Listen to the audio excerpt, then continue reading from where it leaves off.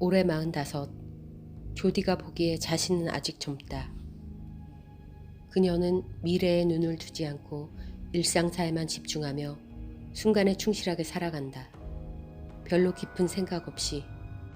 삶이 불완전하긴 해도 그럭저럭 받아들일 수 있는 방식으로 무한히 계속되리라 여긴다.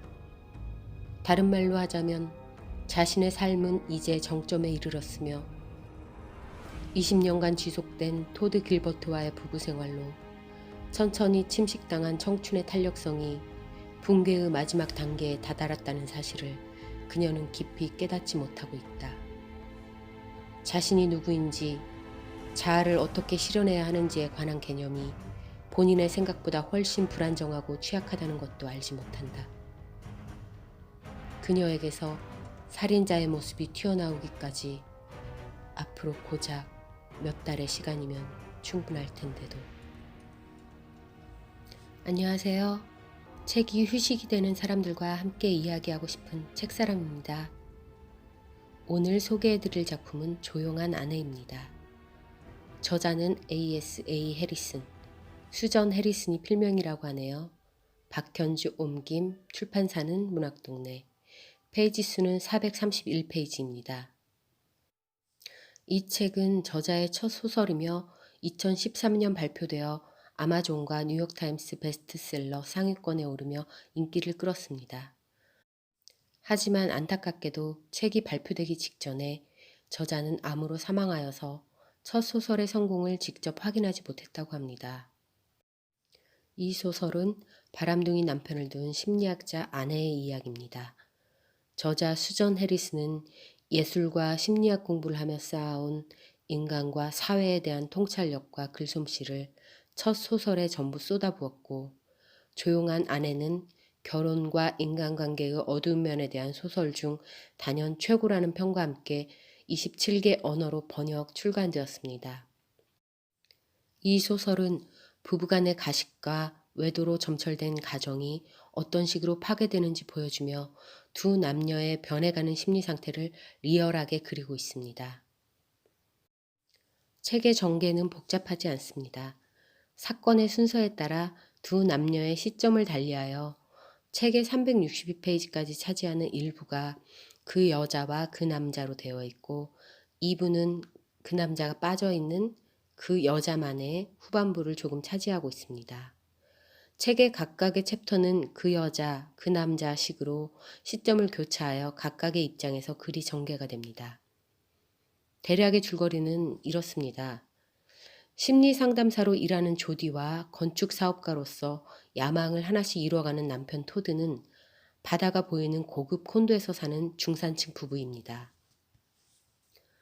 토드는 그의 오래된 친구 딘의 딸 나타샤와 바람을 피우고 있습니다. 나타샤는 토드의 우울증도 사라지게 할 만큼 토드에게 삶의 활력을 불어넣어주는 존재가 됐습니다. 조디는 그동안 토드의 잦은 외도를 알면서도 문제 삼지 않았고 토드 또한 조디한테 소홀하지 않으면서 둘은 나름 삶의 균형을 20여 년간 지켜왔습니다. 조디는 여전히 토드를 사랑하고 자신의 삶의 규칙성이 가져다주는 안정감을 크게 생각합니다. 그가 바람을 피운다는 사실을 그도 알고 그녀도 알며 그녀가 안다는 사실을 그도 안다. 요는 가식, 중요하기 그지없는 가식을 유지해야만 한다는 것이다. 사실이 공공연히 선언되지 않는 한. 모든 일들이 매끄럽게 돌아가고 표면적으로는 평온이 퍼져 있는 한 그들은 지금까지의 삶을 계속할 수 있다. 잘 사는 인생이란 주변 사람들의 개별적 욕구와 특이성을 함께 수용하는 태도를 기반 삼아 계속 타협해야가는 과정이라는 건 익히 알려진 사실 아닌가. 지금까지 이런 식으로 유지해왔던 삶의 안정감은 토드의 어린 연인, 지금 현재 대학생인 나타샤의 임신과 결혼 요구 등 거침없는 돌진으로 균열이 가고 무너져 내리기 시작합니다. 줄거리만 보면 우리가 몇 달 전 열광하며 시청했던 부부의 세계와 유사합니다. 인류 역사상 가정생활에서 불륜과 외도는 빠질 수 없는 감초 같은 소재니 비슷하지 않은 얘기를 찾기가 더 힘들 것 같기도 합니다.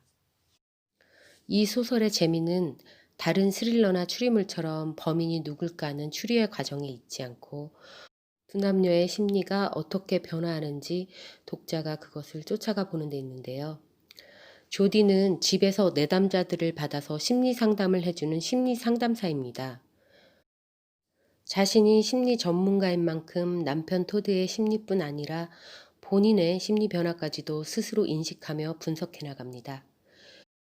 그녀가 상담 심리사로 활동하기 시작한 20대 초반에 그녀 또한 경륜이 풍부한 심리치료사 제러드라는 사람으로부터 상담을 받았던 이야기가 같이 펼쳐지는데요. 그녀의 어린 시절, 가족 관계, 그리고 그 속에서 이루어졌던 심리 형성 등을 짐작케 하는 대화들이 나옵니다. 여기서 한 가지 재밌는 부분이 있는데요. 그녀가 토드와 처음 만났던 20여 년 전에 둘은 본인들의 어린 시절과 가정사를 서로 이야기하는데요. 조디가 토드에게 이렇게 말하는 장면이 있습니다. 우리 가족에게서 가장 힘들었던 부분은 가식이었던 것 같아요. 내 말은 대개는 상황이 괜찮긴 했는데 그렇지 않을 때도 아버진 출근하시고 어머닌 저녁 차리고 우리 가족 모두 둘러앉아 식사하곤 했어요. 부모님은 아이들에게 학교에서 뭐 했느냐고 묻고 매일 밤 두 분이 같이 침대에 드셨죠. 별말은 없었어요. 우리 모두 아무 일도 없는 척했죠. 그녀가 어린 시절 가장 힘들었다고 말했던 가식을 그녀 또한 그대로 살아가고 있다는 점을 그녀는 깨닫지 못하고 있는 것 같습니다. 이 책의 제목이 왜 조용한 아내일까요? 조디는 토드의 외도에 관해서 묻지도 따지지도 않고 그의 외도를 조용히 묵인합니다. 물론 그녀가 참아낼 수 있는 성까지였지만요. 어쩌면 토드는 이런 가식 때문에 마음껏 자유를 누렸지만 그 가식이 견딜 수 없었는지도 모릅니다. 남편 토드가 왜 이렇게 외도를 반복하는지 조디는 상담 심리사이잖아요. 남편 토드를 어떻게 분석했는지 책 속에서 그것을 어떻게 표현했는지 한번 보겠습니다.